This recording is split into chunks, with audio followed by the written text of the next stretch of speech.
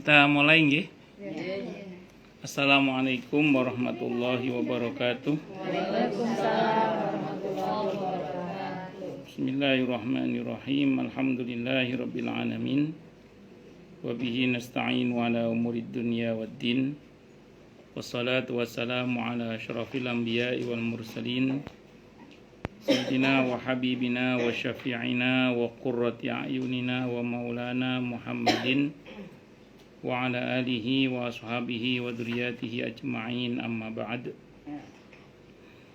Asyhadu an la ilaha illallah wa asyhadu anna Muhammadar Rasulullah wa ufawwidu amri ilallah innallaha basirum bil ibad.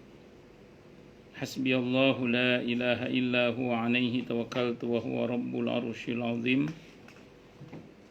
Qala Allah ta'ala fi kitabihil karim hikayatan an nabiyillahi Musa alaihi salam. Rabbi shrah li sadri wa yassir li amri wahlul 'uqdatam min lisani yafqahu qawli. Para asatidzah, para ibu-ibu sekalian, hafidhoni wa hafidhakunallah, wabil khusus segenap pengurus majelis ta'lim maghfirah dan sahibatul bait Ibu Nur Asmara, yang semoga beliau beserta keluarga besarnya dan kita semua semoga selalu dalam naungan rahmat, barokah, perlindungan serta bimbingan Allah Subhanahu wa taala. Amin Allahumma amin insyaallah. Dan tentu saya doakan semoga kemuliaan ibu-ibu sekalian selalu dijaga dan ditingkatkan terus oleh Allah Subhanahu wa taala sebagai seorang muslimah, sebagai seorang istri, sebagai seorang ibu, dunia hingga surga. Amin Allahumma amin insyaallah. Monggo. Allahumma inna nas'aluka ilman nafi'a wa rizqan thayyiba wa amalan mutaqabbala wa fatahallahu lana futuhal arifin. Allahumma inna na'udzubika min ilmin la yanfa' wa amalin la yurfa' wa qalbin la yakhsha' wa du'a ila yusma. Allahumma ati anfusana taqwaha wa zakkiha anta khairu man zakkaha anta waliyuha wa maulaha. Amin Allahumma amin insyaallah. Ibu-ibu sekalian, hafidhoni wa hafidhakunallah, masih melanjutkan kajian kita tentang fikih sunnah karya Said Sabiq rahimahullah rahmatan wasi'ah wa rahimallahu ulama al-muslimin. Qala al-muallif rahimahullahu ta'ala wa nafa'ana bihi wa bi'ulumihi fid dharaini amin. Bismillahirrahmanirrahim. Menyolatkan jenazah. Telah disepakati oleh imam-imam ahli fikih bahwa menyolatkan jenazah itu hukumnya fardu kifayah. Fardu kifayah itu artinya kalau satu sudah mengerjakan, yang lain sudah gugur kewajibannya. Jadi tidak berdosa. Kalau satu kampung tidak ada yang menyolatkan, maka seluruh kampung dosa. Nah, itu fardu kifayah namanya. Berdasarkan perintah dari Rasulullah Muhammad SAW dan perhatian kaum muslimin dalam menepatinya. Diriwayatkan oleh Imam Al-Bukhari dan Imam Muslim rahimahumullah dari Abi Hurairah radhiyallahu an. Anna nabiyya, sungguhnya nabi kita Muhammad sallallahu alaihi wasallam, karena adalah beliau yu'ta didatangkan kepada beliau, didatangkan kepada beliau birrajuli, seseorang al-mutawafa yang wafat sementara alaihi dain, sementara dia punya hutang, masih punya hutang, mati dalam keadaan punya hutang. Fayas'alu hal taraka lidainihi fadlan, maka Nabi bertanya, hal apakah taraka dia meninggalkan lidainihi untuk hutangnya fadlan, kelebihan? Maksudnya apakah dia punya kelebihan harta untuk bayar hutang? Nah, kalau mau bagi waris, pertama biaya perawatan jenazah dulu dikeluarkan, kalau dari hartanya si mayit ya. Kemudian hutangnya kalau ada, terakhir baru wasiatnya kalau ada. Fa in huddisa annahu taraka wafa'an shalla. Kalau dibilang bahwa dia punya peninggalan harta, kemudian hutangnya dibayar pakai uang itu, maka Nabi berkenan untuk mensolatkan jenazah itu. Wa illa, dan jika tidak demikian, qala, maka Nabi bersabda lil muslimin, kepada kaum muslimin, sallu ala sahibikum, salatlah kalian atas saudara kalian atau atas sahabat kalian ini, sementara beliau tidak sholat. Kenapa? Karena dia masih punya hutang. Kebayang ya kalau Nabi masih hidup sekarang, kira-kira beliau mau nyolatin jenazah kita enggak ya? Karena di hampir semua lini kita kena hutang itu. Kartu seluler jenazah sebagian mungkin pasca bayar ya, mungkin sebagian. Pasca bayar itu artinya kita pakai dulu baru bayar kan? Saya pasca bayar. Iya. Nah, ya, sebagian kita mungkin gitu ya, sebagian kita. Udah lama soalnya. Iya, sangat. Listrik. Iya, ada gitu. Daya kan kita pakai dulu. Enggak maksud saya. Iya. Artinya di pada banyak lini kita ini kena. Banyak. Iya. Bahkan trennya Arisan juga kan iya. duluan gitu. Bahkan trennya tukang sayur pun sekarang di Kemang katanya kan enggak mau langsung dibayar katanya. Iya, betul gitu ya. Setelah 2 pekan atau sebulan baru bayar. Iya. Betul gitu ya, betul ya? Iya katanya gitu katanya. Bu Nurma nggak pernah belanja sih kan? Enggak, saya belanja harian aja. Oh, harian aja ya. Ada beberapa yang ngomong gitu ke saya. Ya, jadi ada beberapa belanja, iya, ada beberapa tukang sayur itu kalau dibayar langsung nggak mau. Iya, baru bayar nanti 2 pekan gitu. Setelah 1,5 juta gitu, setelah berapa? Iya betul. Iya betul itu. Iya, kan dapat hadiah piring cantik undang. Dan pokoknya singkat kata singkat cerita trennya begitu. Nah, tentu yang dimaksud hutang yang Nabi tidak mau salatkan ini kalau dia tidak bayar. Tapi kalau dia bayar tentu beda bab nanti kasusnya itu. Nah, nanti di belakang hari ketika Nabi kita Muhammad secara ekonomi bagus, ekonomi kaum muslim juga bagus, ketika ada orang yang meninggal punya hutang, Nabi bersabda begini, harta peninggalannya untuk ahli warisnya, hutangnya saya yang bayar, karena saya lebih berhak atas kaum muslimin. Itu Nabi kita Muhammad SAW itu di apa namanya di dulu masih sedikit ya Ustaz. Iya juga ada, dan memang saat itu Nabi lagi kaya raya saat itu beliau itu. Ya. Cuman mungkin Anda bertanya juga, loh Nabi kaya raya tapi kenapa saat meninggalnya masih punya hutang gadai kepada seorang Yahudi bernama Abu Syaham itu, yang ditebus oleh Sayyidina Umar atau Sayyidina Ali atau oleh keduanya dengan baju gamis ditebus oleh kedua tokoh ini. Maka jawabannya sederhana aja. Ya, Nabi mau menjelaskan bahwa Nabi itu walaupun uangnya banyak, dalam tanda kutip boleh dikata uang itu habis untuk perjuangan di jalan Allah semua, dan untuk membantu kaum muslimin. Makanya pas beliau wafat, dalam tanda kutip ya, beliau tidak meninggalkan warisan kecuali tanah di Khaybar. Itu pun diambil oleh negara, oleh Abu Bakar, karena ada hadis yang mengatakan bahwa Nabi itu tidak meninggalkan warisan kecuali Quran dan Sunnah.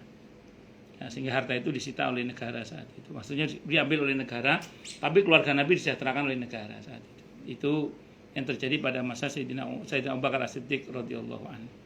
Jadi singkat kata singkat cerita, apa yang terjadi pada Nabi ketika di akhir-akhir kehidupan beliau itu di dunia, maksud saya, itu beliau justru menanggung hutang kaum muslimin saat itu. Itu seperti itu. Ya tentu mungkin yang fakir ya, kalau yang kaya mungkin dia tidak punya utang juga. Terus keutamaannya sekarang, mengenai keutamaan sholat jenazah. Punya lah utang. Kenapa? Punya lah utang kalau lagi pergi-pergi pakai kartu. Oh iya itu, katanya pemesanan hotelnya juga harus pakai kartu kredit ya Bu ya. Kalau nggak kartu kredit nggak mau mereka. Iya, betul. Betul. Keutamaannya sekarang. Diriwayatkan oleh jamaah dari Abi Hurairah radhiyallahu an bahwa Nabi kita Muhammad SAW bersabda, "Man tabi'a janazatan," siapa yang mengikuti jenazah, wa shalla, dan dia salat alaihi atas jenazah itu, falahu qiratun, maka baginya 1 qirat, pahala 1 qirat. 1 qirat itu kira-kira seukuran 1/16 dirham. Katanya di sini di penjelasan ini ya. Tapi ada yang mengatakan qirat itu 1 gunung Uhud. Ada yang mengatakan gitu. Qirat itu 1 gunung Uhud. Di sini ada yang mengatakan qirat itu nama ukuran. Nama ukuran kira-kira 1/16 dirham. Di sini ya di catatan kaki. Tapi yang saya tahu di riwayat yang lain qirat itu diistilahkan untuk satu gunung Uhud, ya, satu gunung Uhud. Waman tabi'aha, dan siapa yang mengikuti jenazah hatta yufragha minha, hingga selesai semuanya, hingga ke pemakamannya, pokoknya sudah selesai sampai ke pemakamannya berarti. Berarti ini untuk laki-laki ya. Kalau perempuan makruh kemarin ya. Walaupun boleh asalkan bisa menghilangkan sebab-sebab kemakruhannya. Udah dibahas kemarin. Ya, sudah kita bahas kemarin. Falahu qiratani, maka baginya 2 qirat. Asgharuhuma, yang paling kecil dari keduanya, 1 qirat itu adalah mislu Uhudin, seperti gunung Uhud. Au ahaduhuma mislu Uhudin, atau salah satu di antara keduanya seperti gunung Uhud. Pokoknya 1 qirat itu kira-kira setara dengan gunung Uhud. Gunung Uhud ini ya, tahu sendiri kalau kita pernah ke Uhud, itu batu semua itu. Berat berarti itu.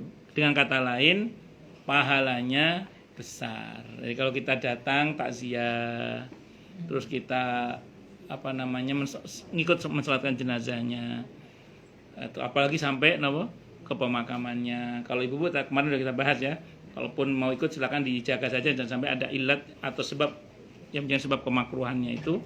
Maka sampai sini kita akan dapat pahala insyaallah 2 qirat dalam hal ini. Itu seperti itu.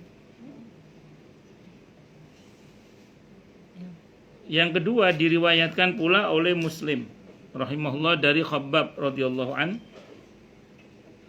bahwa ia menanyakan kepada Abdullah ibn Umar radhiyallahu anhuma, apakah Ibnu Umar radhiyallahu anhuma ini pernah mendengar apa kata Abu Hurairah radhiyallahu anhu, yaitu bahwa ia telah mendengar Rasulullah Muhammad sallallahu alaihi wasallam bersabda, "Man kharaja ma'a janazatin min baitiha," siapa yang keluar bersama jenazah dari rumahnya jenazah, wa shalla alaihi, dan dia salat atas jenazah itu, summa tabi'aha, kemudian dia mengikuti jenazah itu sampai ke pemakaman, hatta tudfana, hingga dia dimakamkan, kana lahu, maka adalah baginya qiratani, 2 qirat min ajrin, dalam bentuk pahala. Dia akan punya pahala 2 qirat. Kullu qiratin mithlu Uhud, setiap qirat beratnya seberat atau sebesar gunung Uhud. Waman, dan siapapun sholat yang sholat alaihi, atas jenazah itu, summa raja'a, kemudian dia pulang, kana lahu mithlu Uhudin, maka baginya seperti 1 gunung Uhud. Kalau cuma sampai sholat, 1 gunung Uhud. Tapi kalau sampai mensolatkan jenazahnya dan hingga selesai pemakaman, 2 qirat. Faursila ibnu Umar, maka diutuslah siapa Ibnu Umar radhiyallahu anhuma, Khababan kepada Khabab, ila Aisyah, maka diutuslah siapa Ibnu Umar radhiyallahu anhuma, salah ini kalimat, fa arsala Ibnu Umar, maka Ibnu Umar mengutus Khabbab ila Aisyah, kepada Siti Aisyah radhiyallahu anha. Jadi kalimat yang betul adalah fa arsala ya. Fa arsala Ibnu Umar, maka mengutus siapa Ibnu Umar radhiyallahu anhuma, Khabbaban kepada Khabbab, ila Aisyah, untuk menghadap kepada Siti Aisyah radhiyallahu anha. Yas'aluha, guna beliau bertanya kepada Siti Aisyah radhiyallahu anha, an qauli Abi Hurairah, tentang perkataan Abi Hurairah radhiyallahu an. Summa yarji'u ilaihi, kemudian beliau kembali kepadanya. Fa yukhbiruhu, kemudian Khabbab mengabarkan kepada Abdullah bin Umar maqalat, apa yang dikatakan Siti Aisyah radhiyallahu anha. Apa kata Siti Aisyah? Faqala, maka berkata siapa Khabbab, qalat berkata siapa Siti Aisyah radhiyallahu anha, qalat berkata siapa Aisyah itu Siti Aisyah radhiyallahu anha, shadaqa Abu Hurairah, benar, Abu Hurairah itu benar. Faqala Ibnu Umar, maka berkata Ibnu Umar radhiyallahu anhuma, laqad faradna fi qararita katsiratin, kata beliau, sungguh selama ini kita telah mengabaikan pahala berkirot-kirot banyaknya, karena enggak mau takziah itu, karena enggak mau menyolatkan jenazah itu. Kalau kita mendengar ada orang meninggal, kita tidak sempat mensolatkan jenazahnya secara langsung, kita bisa mensolatkan secara ghaib, bil ghaib, bisa.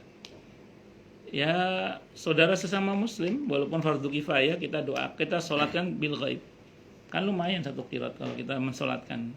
Takziahnya melalui WA misalnya gitu, karena kita enggak sempat datang misalnya, paling enggak kita WA sebagai bentuk kepedulian kita dengan doa-doa, terus kemudian kita solatkan jenazahnya dengan bil ghaib itu. Kalau kita misalnya terlanjur datang tapi sudah dimakamkan, boleh ziarah ke kuburnya dan mensolatkan jenazahnya di kuburannya, boleh, tidak ada masalah. sebagaimana yang pernah Nabi lakukan kepada tukang sapu Masjid Nabawi itu seperti itu. Jadi diperkenankan, tidak ada masalah. Wallahu a'lam bishawab. Intinya itu pahala besar gitu aja. Kadang-kadang kalau di kita ibu-ibu belum pada paham ya. Ya, Jarang. ya kebanyakan yang sholat memang laki-laki, kebanyakan kita itu jarang ibu-ibu yang ikut sholat jenazah kan. Saya suka. Padahal kalau kita sholat jenazah itu pahalanya Saya suka, karena besar. udah tahu ilmunya. Ya alhamdulillah, masya Allah. Kalau sempat. Alhamdulillah. Itu diantaranya ya.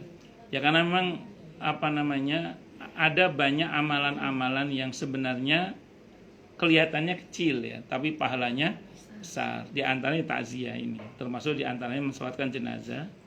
Kalau bagi laki-laki syukur-syukur sampai mengantarkan jenazahnya sampai pemakaman hingga selesai pemakaman. Allahu Akbar. Syarat-syaratnya sekarang. Syarat-syarat. Salat jenazah termasuk dalam ibadah salat. Maka disyaratkan padanya syarat-syarat yang telah diwajibkan pada salat-salat fardu lainnya. Baik berupa kesucian yang sempurna dan bersih dari hadas besar maupun hadas kecil terhadap menghadap ke arah kiblat dan menutup aurat. Aturan dasar salat harus suci dari najis. Ya, harus suci dari hadas. Berarti harus suci lahir batin ya. Maksudnya pakaiannya, tempatnya dan suci. Terus kemudian suci dari hadas. Kalau hadas kecil wudu, atau hadas besar mandi besar, terus tayamum. Itu atau tayamum kalau nggak ada air ya. Itu ketentuannya menghadap arah kiblat. Pokoknya berlaku aturan sholat wajib baik syarat maupun rukunnya nanti. Tapi kalau rukunnya nanti beda ya karena tidak ada ruku dan sujud. Kalau ada ruku dan sujud nanti kayak cerita Abu Nawas itu. Loh, kok ada ruku sama sujudnya? Kata Abu Nawas cerita lelucon ya.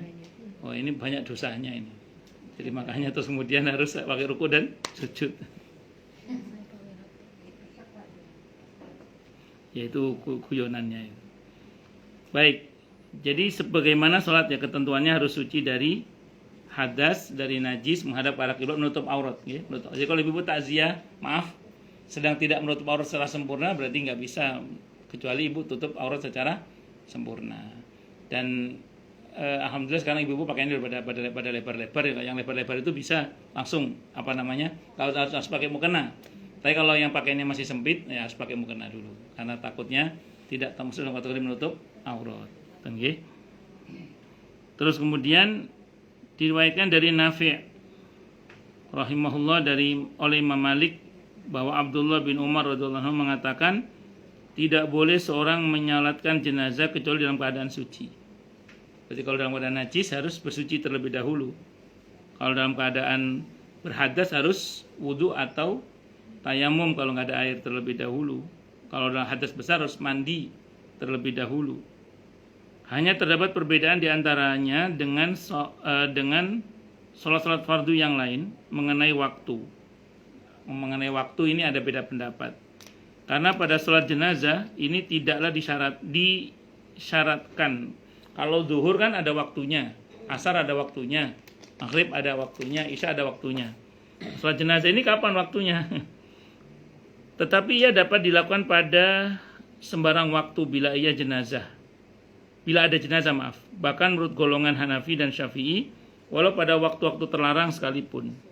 Tetapi Ahmad, Ibnu Mubarak, Ishaq menganggap makruh melakukan salat jenazah waktu terbit matahari, waktu istiwa, waktu matahari tengah ya, dan saat terbenamnya, kecuali jika dikhawatirkan membusuknya mayat.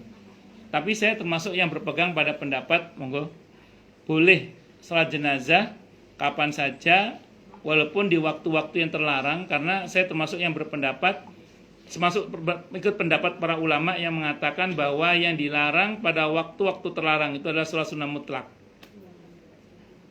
Kalau sholat bukan sholat sunnah mutlak maka diperbolehkan seperti sholat jenazah, sholat qadha atau tahiyatul masjid ada sebab masuk masjid misalnya atau dan macam-macam. Nah, jadi saya ulang, saya termasuk yang pilih pendapat yang boleh. Makanya andaikan ada jenazah yang mau disolatkan setelah sholat asar, tidak ada masalah. Andaikan ada jenazah yang mau disolatkan setelah sholat subuh, tidak ada masalah. Andaikan ada jenazah disolatkan menjelang zuhur, tidak ada masalah. menjelang zuhur kurang 5 menit kan itu waktu istiwa. Disolatkan jenazah tidak apa-apa, tidak ada masalah. Apalagi memang prinsip dalam Islam mensegerakan perawatan jenazah itu termasuk hal yang disyariatkan. Kan dalam Islam itu tergesa-gesa itu dari setan kecuali mensegerakan sholat, mensegerakan pembayaran hutang, termasuk mensegerakan perawatan jenazah itu. Atau mensegerakan menikahkan anak perempuan jika dia sudah siap untuk menikah. Kecuali anaknya belum mau. Itu seperti itu. Atau belum ketemu jodohnya. Ya kita doakan semoga putrinya dan putranya Ibu Nurma dimudahkan jodohnya. Mendapatkan yang cowok istri yang solihah, yang qurratu ayun, yang perempuan segera dapat suami yang solih, yang muslih, yang qurratu ayun. Amin Allahumma amin insyaallah. Dengan mudah, dengan mulia, dengan bahagia, dengan tanpa susah payah. Amin Allahumma amin insyaallah.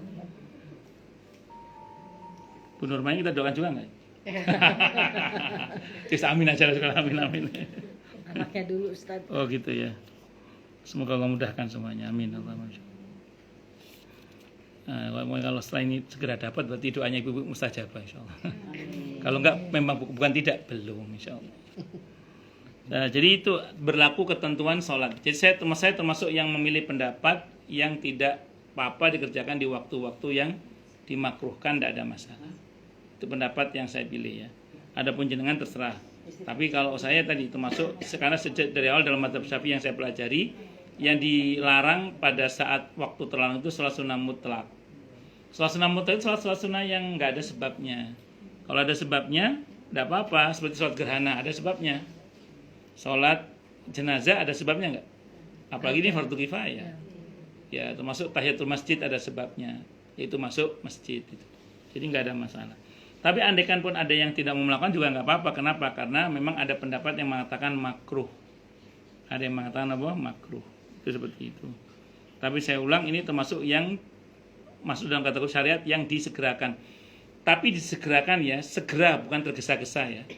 Kalau segera barokah, tergesa-gesa bisa celaka. Itu. Mensegerakan sholat, bukan tergesa-gesa sholat. Kalau tergesa-gesa sholat bisa celaka. Kalau mensegerakan sholat benar, itu seperti itu. Nah terus kalau utang nggak apa-apa sih tergesa-gesa. Kalau utang nggak apa-apa. Kalau khusus untuk utang boleh tergesa-gesa nggak apa-apa kalau itu. Segera dan tergesa-gesa boleh kalau bayar utang. Kemudian yang ketiga berkaitan dengan apa itu menikah juga sama, menikahkan anak itu segera bukan tergesa-gesa.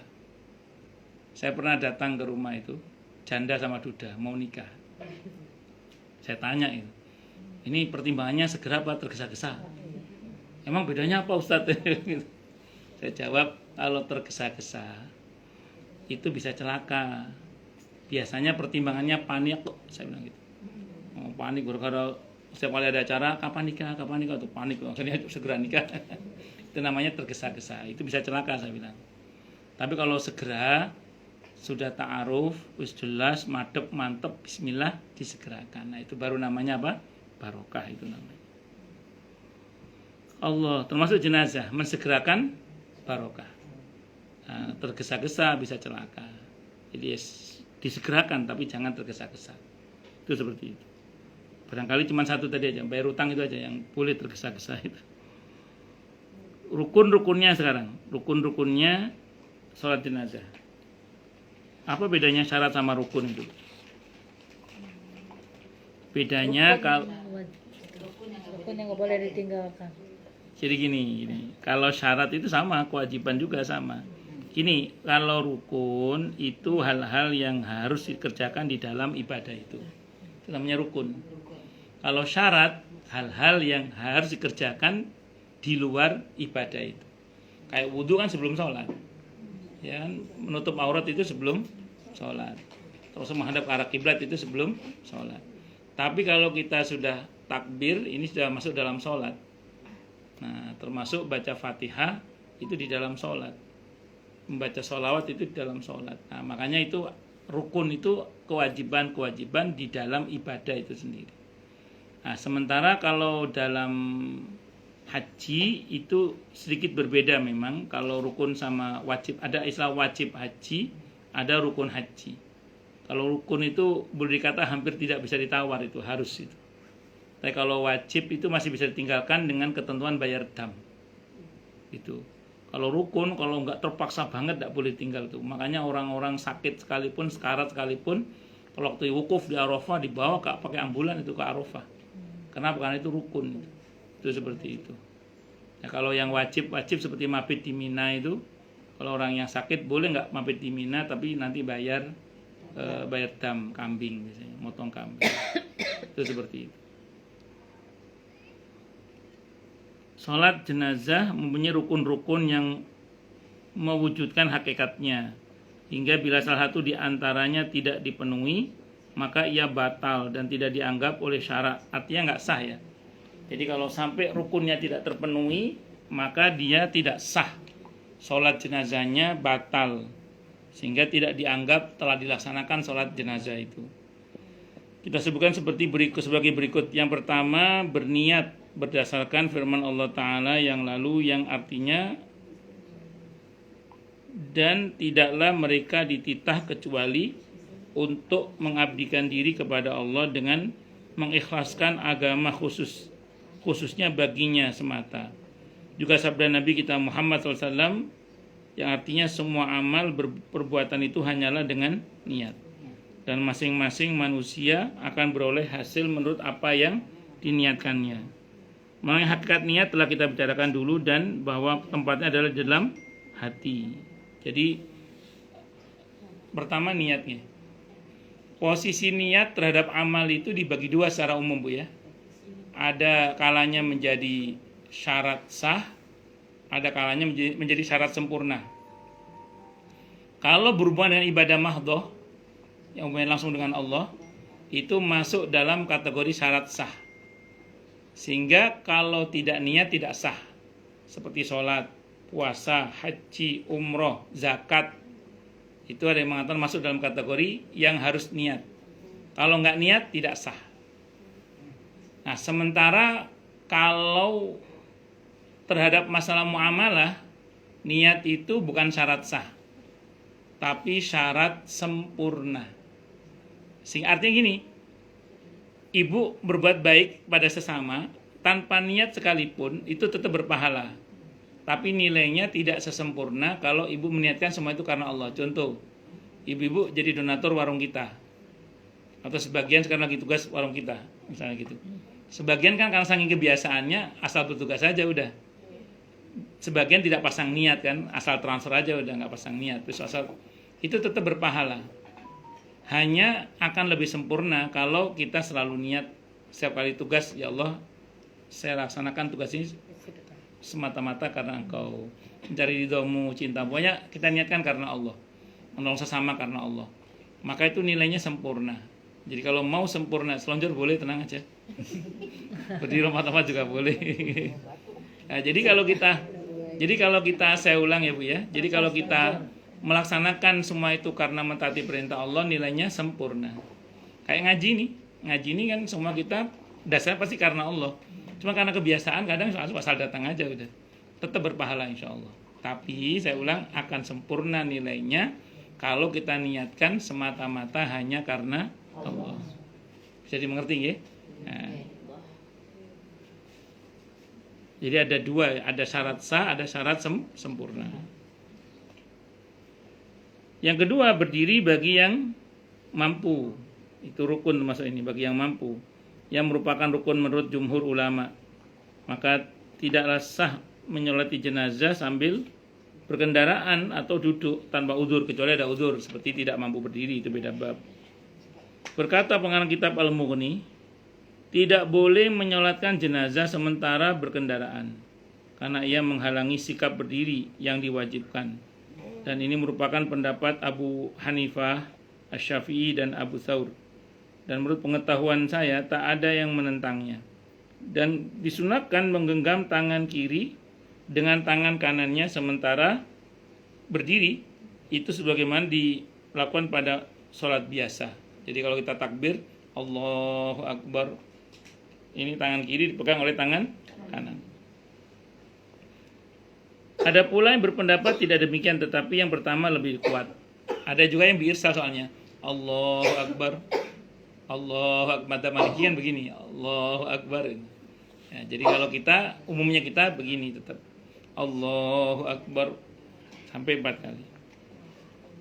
Yang ketiga, 4 kali takbir. Ini termasuk rukun, 4 kali takbir.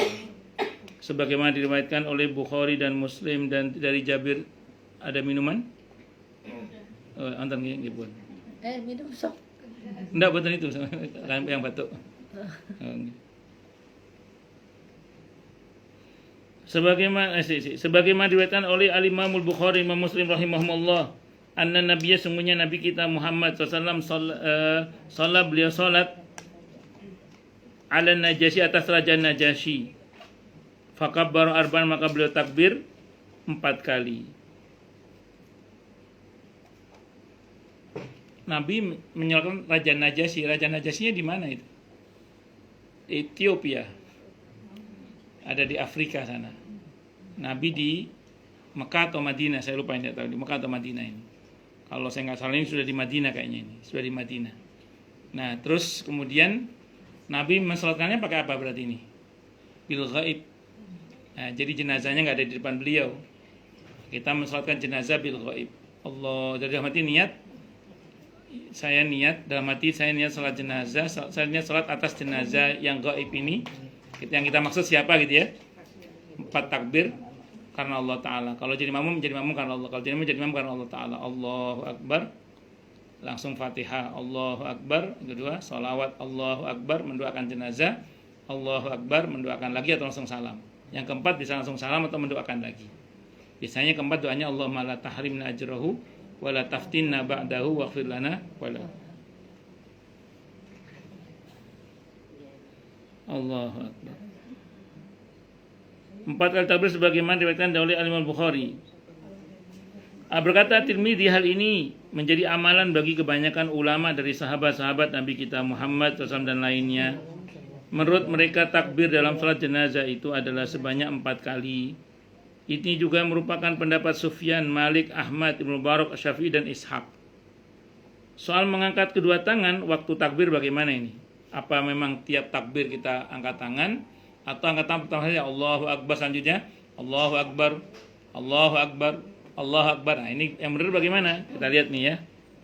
Menurut sunnah, tidaklah diangkat kedua tangan pada sholat jenazah kecuali waktu takbir pertama saja. Ini kita baca dulu ya.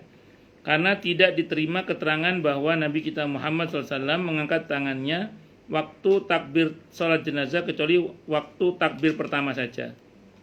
Berkata Syaukani rahimahullah, yakni setelah menyebutkan pertikaian atau perbedaan pendapat ya, membahas alasan masing-masing. Kesimpulannya, tak ada keterangan yang dapat dijadikan alasan dari Nabi kita Muhammad SAW mengenai soal mengangkat kedua tangannya itu, kecuali pada takbir pertama. Adapun perbuatan dan ucapan para sahabat tidaklah dapat dijadikan alasan. Tergantung oleh siapa dulu. Kalau dalam mazhab Hambali, perkataan dan perbuatan sahabat bisa jadi dalil.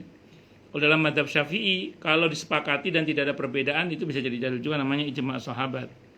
Maka selayaknya lah bila mengangkat tangan itu hanya pada takbir pertama. Karena pada waktu yang lain tidaklah disyariatkan, kecuali di saat perpindahan dari satu rukun kepada rukun yang lain, sebagaimana halnya pada salat-salat biasa. Sedangkan pada salat jenazah ini tidak ada perpindahan itu. Baik, saya mau terangkan dulu ya. Saya pernah dengar gini, kenapa ada perbedaan di antara para ulama. Ini saya sabik lebih condong pada tidak mengangkat ya. Tapi oke, memang faktanya ada yang begitu. Tapi ada yang terus diangkat Allahu Akbar, Allahu Akbar, Allahu Akbar, Allahu Akbar sampai 4 kali. Tapi ada yang gini bang, Allahu Akbar pertama tok. Itu Allahu Akbar, Allahu Akbar, Allahu Akbar. Masing-masing punya argumentasi hukum. Saya pernah satu saat dapat penjelasan seorang ustadz ketika itu saya pas umroh. Beliau ini ustadz ini dari Dewan Dakwah, beliau Salafi. Terus beliau cerita gini. Salam juga kan ada yang sekali kan? Iya betul tidak salah. Salam tuh Beliau cerita gini, kalau kata beliau ini kanan ya, lulusan di bidang hadis. Beliau cerita ke saya saat itu gini, ke jamaah yang lain juga cerita. Jadi dulu sahabat-sahabat yang di depan ketika Nabi menjadi imam itu melihat Nabi itu menurut versi yang ini ngangkat tangan Nabi itu. Nah, tapi karena jamaahnya banyak kan ya yang sholat itu, yang belakang itu nggak tahu ya. Sehingga tahunya itu Allah Akbar, Allah Akbar itu aja. Sehingga sahabat-sahabat yang berada di soft depan itu termasuk tadi yang berpendapat diangkat tangan itu. Sementara di belakang itu mengatakan enggak. Nah, jadi ada yang mengatakan begitu. Tapi itu memang levelnya sampai perkataan sahabat. Biasanya begini-begini ini gara-gara tidak ada statement langsung dari Nabi biasanya. Yang ada sahabat melihat perbuatan Nabi sehingga terjadi perbedaan pendapat itu biasanya. Biasanya gitu biasanya. Makanya kan kalau dalam Islam itu kebenaran itu bisa 1, bisa 2, bisa 3, bisa 4 dalam Islam ya. Kenapa? Karena 4-4-nya Nabi contohkan, 5-5 Nabi contohkan bisa saja. Atau 5-5-nya Nabi ajarkan. Sambil contoh gini misalnya. Ada sahabat lihat Nabi takbir di sini. Ada yang di sini ngelihatnya. Ada sedekapnya di sini. Ada yang lihatnya di sini di bawah dada. Nah, jadi macam-macam. Ada yang diirsal misalnya. Nah, jadi itu biasanya gara-gara itu kemudian melihatnya beda-beda dan semua yang Nabi contohkan, semua yang Nabi ajarkan itu prinsipnya benar. Ya, jadi makanya yang salah itu yang berantem gitu aja sih. Yang salah yang berantem. Nah dalam masalah ini termasuk itu, termasuk yang sahabat. Kalau versi Ustadz yang udah jelasin ke saya itu gitu tadi, yang di soft depan ngelihat Nabi ngangkat tangan terus. Nah yang belakang itu nggak ngelihat. Gitu. Atau sekali waktu Nabi memang mengangkat tangan terus, sekali waktu tidak, kecuali yang pertama saja. Bisa dipahami ya? Nah, tapi apapun namanya, mengangkat tangan ini hukumnya tidak wajib tapi sunnah. Tapi mengucapkan takbirnya itu yang wajib. Mengucapkan takbirnya itu yang wajib. Membaca Al-Fatihah dan sholawat secara sir atau bisik-bisik. Berdasarkan apa yang diriwayatkan oleh Asy-Syafi'i rahimahullah dalam musnadnya dari Abu Umamah radhiyallahu anhuma, dari Abu Umamah bin Sahal radhiyallahu an, bahwa salah seorang laki-laki sahabat Nabi kita Muhammad SAW menyampaikan kepadanya, anna sunnata fi sholati 'alal janazati ayyukabbiral imamu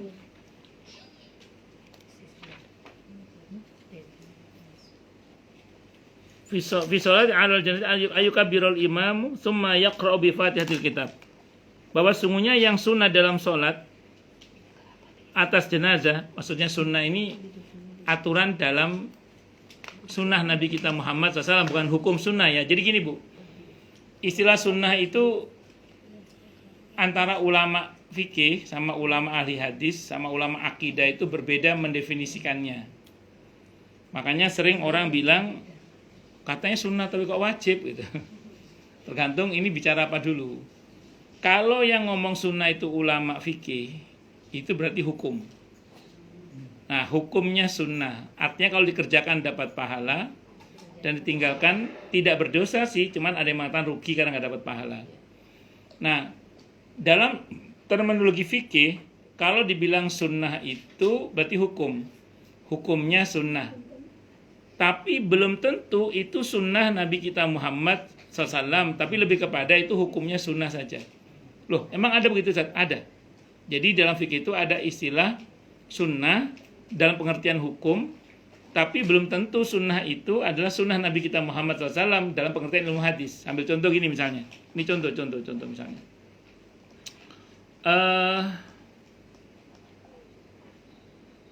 Di dalam terminologi fikih itu ada istilah sangat dianjurkan misalnya gitu, atau sangat mustahab disunnahkan, atau masnunah disunnahkan. Seseorang itu misalnya saya lupa contohnya kapan hari itu ada sih, saya ingatkan dulu ya. Gini. Kalau kita sholat itu disunahkan menggunakan baju yang tidak bermotif, misalnya gitu ya. Itu di fikih itu anjurannya. Itu mustahab, dianjurkan, disunahkan gitu. Tidak gonjreng. Ya, tapi itu bukan sunnah Nabi kita Muhammad SAW. Artinya gini, kalau sunnah Nabi kan Nabi yang mengatakan jangan pakai yang bermotif ya, misalnya gitu, atau apa bla bla bla. Nah, tapi itu nanti disarikan dari di masa Nabi, di mana Nabi pernah misalnya menyuruh istrinya untuk mencopot kelambu yang bergambar binatang itu, bukan karena malaikat rahmat tidak mau masuk, bukan karena gambarnya juga, tapi kata beliau, saya terganggu sholatnya ngelihat gambar-gambar itu, maka beliau potong jadi bantal itu misalnya. Terus kemudian pernah juga beliau dikasih baju oleh seorang sahabat, bajunya motif batik atau apa gitu ya. Kalau batik dari Pekalongan dong, bukan ya? Pokoknya motif lah gitu. Terus kata Nabi, serahkan kepada yang bersangkutan kembali, suruh kasih saya yang anu aja, hadiah yang polos saja. Si Nabi itu seneng aja pakai pakaian yang polos. Nah, dari sikap Nabi suka pakai pakaian yang polos terutama saat sholat itulah kemudian dianggap sunnah. Walaupun Nabi tidak mengatakan sunnah loh ya kalau sholat pakai pakaian polos, enggak. Dulu sahabat pakaiannya mungkin juga macam-macam karena kan sahabat kan tidak semuanya punya kain yang polos misalnya, sebagian mungkin punya motif dan seterusnya. Maka itu dianggap mustahab misalnya. Mustahab. Jadi dianggap apa? Sunnah misalnya gitu. Dan masih banyak lagi yang lain-lain lah. Itu di antara contohnya gitu.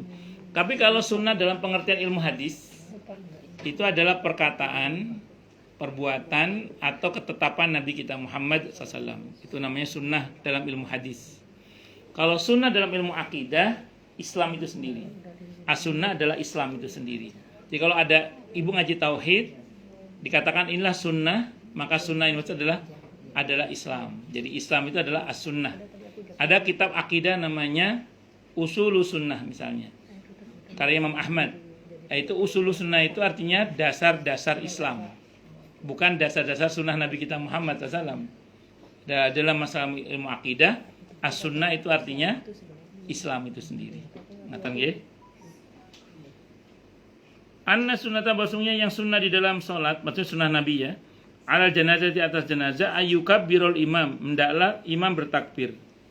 Summa yaqra, kemudian dia membaca bi Fatihatil kitab. Enggak pakai iftitah ya ini ya, langsung baca Al-Fatihah. Ba'da takbirati, setelah takbir al-ula yang pertama.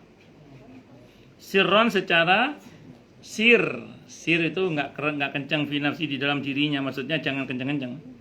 Summa yusalli, kemudian dia salat ala nabi, bersalawat atas nabi atas nabi Muhammad SAW. Wa yukhlisud doa, dan dia mengikhlaskan doa fil jannati dalam jenazah, fi takbirat dalam beberapa takbir. Wala yaqra, dan tidaklah yang membaca fi syai'in minhunna, di dalam tidak baca Fatihah maksudnya atau surah yang lain di dalam sesuatu pun di antara 4 atau beberapa takbir tadi itu. Summa yusallimu, dan dia mengucapkan salam siron secara sir fi nafsi dalam dirinya. Qala fil fath, beliau berkata fil fathi dalam kitab al-fath. Wa isnaduhu sahih, sanadnya ini sahih ini hadisnya. Jadi salat jenazah rakaat pertama Fatihah, takbir pertama Fatihah, takbir kedua sholawat, terus sisanya doa ya. 3 dan 4 itu memperbanyak doa dan tidak baca surah lagi.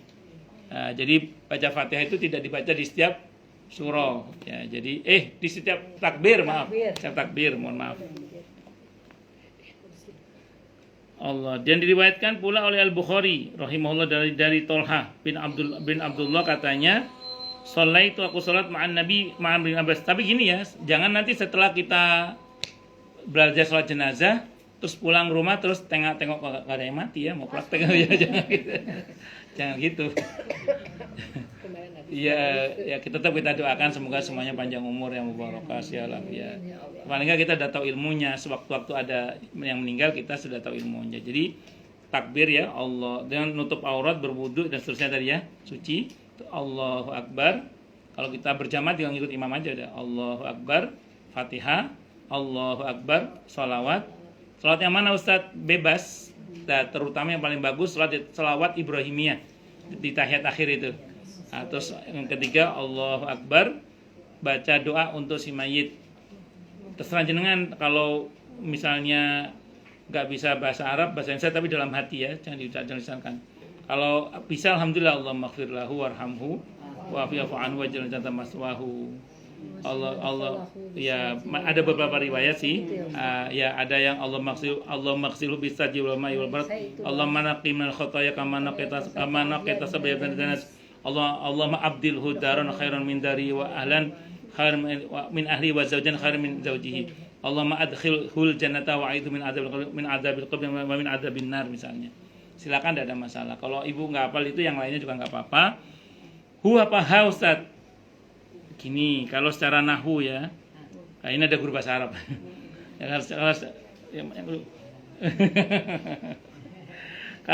Kalau dalam secara nahwu itu menggunakan hu walaupun untuk jenazah perempuan boleh. Rujuknya domirnya kepada kata mayit. Kata mayit. Jadi si mayitnya itu. Jadi mayit itu kan mudzakkar kalimatnya. Jadi dia bisa menggunakan domir hu. Hada mayit maksudnya. Nah, terus kemudian kalau ibu menggunakan ha, berarti domirnya kepada saksiyahnya, kepada orangnya ini. Oh, dia perempuan, Allah maghfirlaha warhamha boleh. Jadi tidak usah bingung, hu ha terserah boleh. Hu boleh, ha boleh, tetap sampai tidak usah khawatir. Ya, tapi kita kena lihat orangnya kan, ke orangnya tetap pakai perempuan sama laki-laki. Iya, silakan. Kalau laki perempuan jenazahnya hum berarti kan, kalau banyak, kalau dua orang huma kan itu. Itu seperti itu. Orang tua? Oh, orang tua Rabbi firli wali walidayya, kenapa terus? Iya, maksudnya doanya itu enggak usah misalnya menyolatkan. Oh, itu sama-sama. Kalau untuk sholat jenazah sama. Allahumma firlahu warhamhu wa'fu anhu jannatan maswahu. Ya. Ya, itu kalau untuk orang tua sama. Allahumma firlahu warhamhu wa'fu anhu. Kalau ibu bingung domir ya, maksudnya domir itu kata gantinya itu ha apa hu gitu. Ya, mau hu mau ha sama ya. Kalau orang tua sama.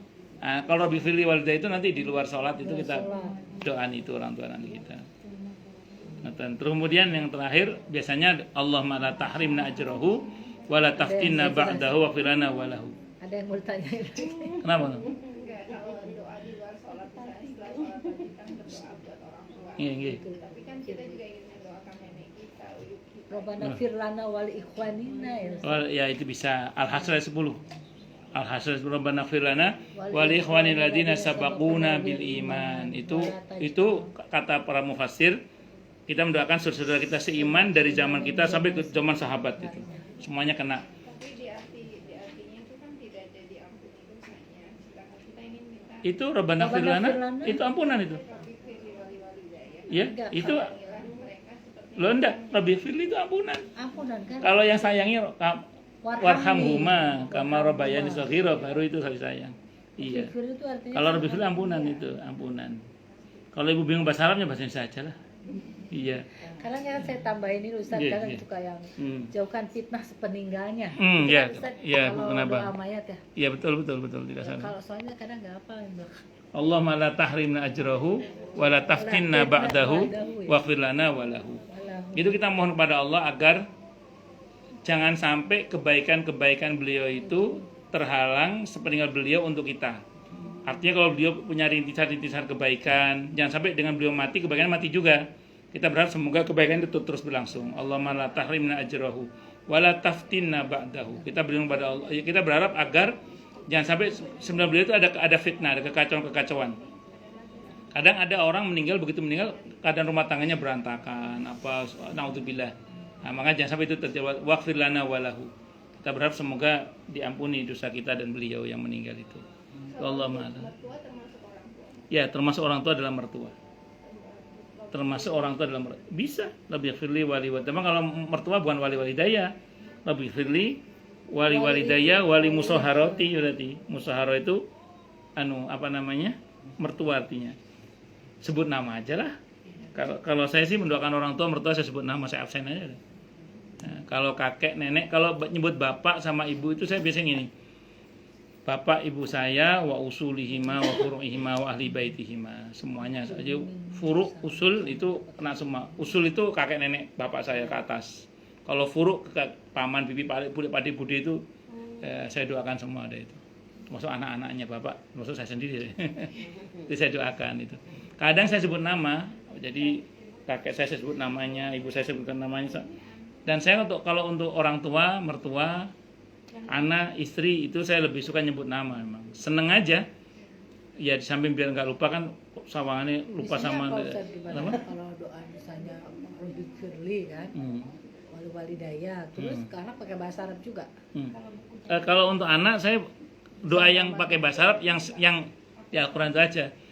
Rabbana hab lana min azwajina wa dzurriyyatina qurratan ya. Terus Rabbi hab lana Rabbi ja'alni muqimas shalati min dzurriyyatina dan seterusnya itu. Nah, maksud saya gitu. Kalau untuk yang doa yang hajat-hajat yang saya nggak kenal di dalam Quran maupun Sunnah, ya saya baca pakai bahasa saya. Misalnya, misalnya ujian Ya, misalnya. ya, apalah gitu ya, betul, Tapi kalau betul, doa-doa betul. umum kan kita berdasarkan Al-Quran tadi itu kan. Ya, ya, Nabi itu doa umum ya, itu kan, doa umum Rabbi habli itu. minas Ya, sholihin, betul, wa betul, baj'alni betul. muqimas sholat. Betul. Sama yang tadi itu ya Ustadz, kalau untuk muslimin muslimat kan kita cukup kalau pakai Al-Quran itu kan, Robbana Prinsip firlana wal sebenarnya itu sudah cukup. mencakup semua Ya, kan, sudah tidak. cukup. Cuman kan kadang orang itu pengen nyebut nama kan. Oh. Tidak ada masalah kalau mau pakai bahasa kita, tidak ada masalah. Ya, pakai bahasa kita. Ya, gitu. pakai bahasa Jepang juga boleh.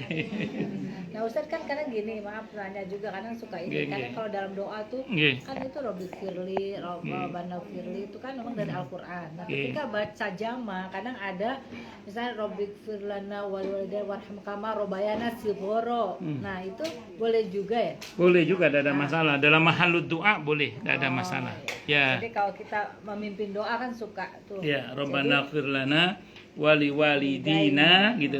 Karena jamak kan, wali walidina warhamhum kama rabbauna shighara. Oh, Robbauna ya? Rabbauna shighara. Kalau mau pakai jamak semua ya. Ya. Shighara itu bentuk jamak, kalau shaghir itu bentuk mufrad, kata tunggalnya. Iya. Kata Sigoro tunggal. itu jama. Punya ya. Kalau itu tuh tunggal, mufrad. Mufrad tunggal, kata tunggal. Jamak taksir. Jamaknya jamak taksir nanti. Bukan jamak naksir, jamak taksir. Saya udah lupa tuh, udah berhenti belajar bahasa Arab. Doanya di sujud terakhir itu Bagus, tidak ada masalah. kita dalam hati. Kalau bahasa Indonesia dalam hati aja. Ya, kalau bahasa Arab boleh dilisankan. Saya selalu bingung, katanya tidak boleh berdoa yang apa? Ya, Al-Quran. Bacaannya Al-Quran. Tapi kan Yang tidak boleh itu membaca Al-Quran. Kalau kita berdoa dari Al-Quran tidak apa-apa. Nggak apa-apa. Kan di mahalnya mahalud doa. Jadi ada kalau dalam bahasa Arab namanya musawwir. Musawwir itu sesuatu yang membuat dia menjadi boleh. Nah, jadi tadinya kalau dibaca sebagai Al-Quran tidak boleh. Tapi kalau dibaca sebagai doa boleh, tidak apa-apa. Jadi kembali pada niat ibu. Ibu berdoa niatnya apa? sebagai Al-Quran misalnya. Ibu niatnya baca Quran. Ibu niatnya baca Quran apa niatnya berdoa? Sudah jadinya doa. Doa. Ya, jadi Quran itu Bu, kalau kita niatkan berdoa jadinya doa. Tapi kalau niatkan kiroah, baca, jadinya baca. Loh, ada Buya ya? Saya pikir tidak ada. Lagi pula kan Ustadz, Tidak Ustadz merasakan lagi dari kan tadi diriku memandang. padahal Saya pikir nggak datang, ternyata Masya Allah. padahal kan kita juga memang berdoa itu bukan disunahkan ya, lebih Ya. pas itu yang berdasarkan Al-Quran, misalnya doa-doa dari Al-Quran Ya, yang ya, kita ya. pakai lebih dulu kan, Ya, ya. yang ada dasarnya, kemudian Ya, ya. doa-doa dari hadis Ya, ya kan, baru kita doa umum kan. Ya, kalau saya pribadi gini, ini kalau saya pribadi ya, untuk yang saya ketahui ada dalam Quran maupun hadis nabinya, biasanya saya pakai itu. Seperti untuk anak-anak itu saya seringnya Rabbi habli minas sholihin, Rabbi ja'alni muqimas sholati wa min dzurriyyati, Rabbi habli min ladunka dzurriyyatan thayyibah innaka sami'ud du'a, Rabbana hab lana min azwajina wa dzurriyyatina qurrata a'yun waj'alna lil muttaqina imama. Nah, kadang ada masa di mana saya mendoakan secara khusus pakai bahasa saya sendiri. Saya sebut nama anak saya, istri saya, orang tua saya, mertua saya, itu kadang saya sebutkan. Itu saya senang aja. Adapun tidak ada masalah juga. Allah Maha tahu. Saya mau nanya itu sih. Ya boleh. Kalau saya kan biasanya kalau Nggih. mendoakan anakku ya itu disebutin namanya satu-satu, terus Mm-mm. dibacain Fatihah gitu. Oke, bagus. 1 kali atau sampai 3 kali gitu. Nggih. Nah, itu menyalahi. Tidak menyalahi karena Al-Quran, Fatihah pertama Quran secara umum itu syifa. Quran itu secara umum adalah syifa, obat. Kalau kata Ibnu Qayyim, dia obat lahir mau obat batin. Ya kan kita anak kita kan pengen dia sehat lahir batin kan. Satu. Yang kedua, Fatihah itu nama lainnya adalah as-shalah. Shalah itu artinya doa, doa. Jadi mendoakan anak dengan baca suratul Fatihah itu tidak ada masalah. Saya secara pribadi itu gini, ada masa di mana anak itu kadang kalau kita nasihati bantah itu. Wah itu kalau kita debat jadi lama ya ruwet itu. Saya taklukkan pakai Fatihah aja deh. Dan beberapa kali alhamdulillah masya Allah yang efek itu. Karena Fatihah itu doa. Saya biasanya ya Allah Al-Fatihah untuk anak saya semoga gitu saya doakan aja.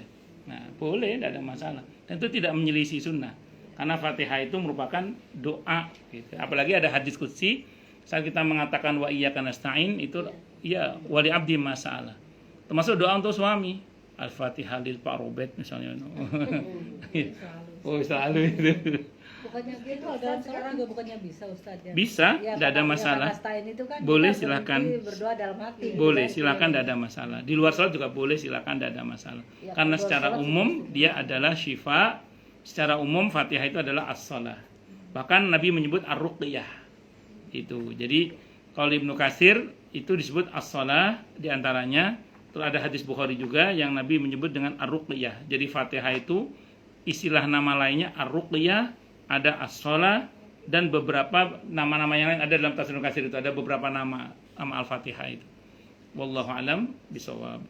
Terus sekarang kan banyak sekali tuh Ustaz orang yang bilang kalau misal pengen sesuatu terus udah disolawatin Solawat. aja deh, solawatin Itu kan TikTok Nah, kali itu ya. Solawatin dulu gitu. Iya, Oh, kayaknya gitu. selawatin dulu, Sementara kan kayaknya gimana yang gitu. Pernah saya dengar kan kalau mau rezeki mau apa itu kan banyak istighfar ya Ustaz ya.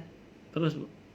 Iya maksudnya nanya Iya, iya, iya. Nah, kalau misalnya disolawatin itu mah medsos. benar nggak sih gitu ya kan kita sering denger ya misalnya pengen Ah, selawatin aja dulu katanya. Aduh. Ya. Maksudnya itu tepat apa enggak? Iya, baik, saya jawab. Udah, saya jawab. Di media sosial itu saya pernah dengar sebagian kawan ustadz ya, saya nggak sebut nama ustadznya, itu yang mengatakan berbeda ya. Yang pertama memang ada kawan ustadz itu yang gini, udah selawatin aja gitu. Pengen apa selawatin aja gitu. Ada yang gitu ngomong gitu. Ada yang begitu. Ada juga yang ngomong terlalu remeh. Fatihah itu kalau salat itu kalau untuk hajat-hajat dunia. Padahal sholawat itu berapa? Intinya jangan gitu ya. Saya gini. Di dalam targhib wa tarhib ada rangsangan dan ancaman. Ada rangsangan terkait dengan ibadah, ada ancaman terkait dengan maksiat itu ya. Itu ada penjelasan begini kurang lebih. Kalau orang itu, hadisnya gini bunyinya kurang lebih. Ada beberapa riwayat dari Ubay bin Ka'ab radhiyallahu anhu. Hadisnya kalau nggak hasan sahih. Ada dalam kitab Riyadhus Shalihin bab tentang sholawat ya. Tentang targhib tarhib itu. Dikatakan gini tentang sholawat itu. Ya Rasulullah, apa yang harus saya lakukan di dalam sholat saya, di dalam doa saya terkait dengan bersolawat kepadamu? Kata Nabi, terserah kamu, masyikta. Terserah kamu. Kalau seperempat doa saya bersolawat padamu, bagaimana ya Rasulullah? Kata Nabi, masyikta. Terserah kamu. Tapi inzita khair. Kalau kamu tambah tentu lebih baik. Bagaimana kalau separuhnya ya Rasulullah? Isi doa saya berselawat kepadamu. Kata Nabi, masyikta. Terserah kamu. Tapi lauzitta khairul lak. Kalau kamu tambah tentu lebih baik bagimu. Terus bagaimana kalau 2/3 ya Rasulullah selawatnya dalam doa saya? Kata Nabi, terserah kamu. Tapi kalau kamu tambah tentu lebih baik. Terus bagaimana kalau seluruh doa saya berselawat padamu ya Rasulullah? Kata Nabi, idan kalau begitu tuqdo hajatmu akan dipenuhi. Wa yukfahammuk, kesedihanmu akan dicukupkan. Wa yughfaru dzambuk, dan dosamu akan diampuni. Jadi orang itu kalau banyak bersolawat kepada Nabi kita Muhammad SAW, dosa diampuni, hajat dipenuhi, terus kesedihan dicukupkan, tidak sedih lagi gitu maksudnya. Maka kalau seandainya kita baca hadis ini, berarti boleh Bu. Iya, kita bersolawat dengan harapan kepada Allah, di antaranya ya, itu tadi soal rezeki itu. Nah, tentu mungkin saya memahami pemahaman sebagian para ustadz yang bilang jangan cuman itu, mungkin gini pemahamannya. Ya janganlah kemudian sholawat itu hanya ditukar dengan duniawi saja, sayang kan. Ya akhirat juga gitu loh. Jadi kalau bahasa sederhananya ya Rabbana atina fid dunya hasanah fil akhirati hasanah wa qina adzabannar. Jadi kalau ibu nanya ke saya, boleh, cuman sarannya jangan cuman harapan duniawi kalau bisa. Termasuk harapan-harapan ukhrawi, yaitu nanti di surga bersama dengan Nabi kita Muhammad sallallahu alaihi wasallam. Saya kira itu Bu. Mungkin itu sholawat dan tadi itu Rabbana atina fid dunya hasanah gitu. Itu harapannya ya. Maksudnya zikirnya gitu kalau. Silakan, tidak ada masalah. Yang penting pasti bisa baca sholawat yang kepikir oleh ibu, jangan cuman sekedar harapan duniawi gitu, tapi juga harapan ukhrawi begitu. Iya, dunia akhirat gitu. Saya kira itu, wallahu a'lam bishawab. Nggih, Bu. Gimana sholat gaib tadi, Ya. kalau untuk bagi kita perempuan ini itu kita kalau sendiri bisa sendiri atau gimana cara yang terbaik untuk kita yang Bagus. Kalau ibu mau sholat gaib di mana jenazah tidak ada di depan kita, pertama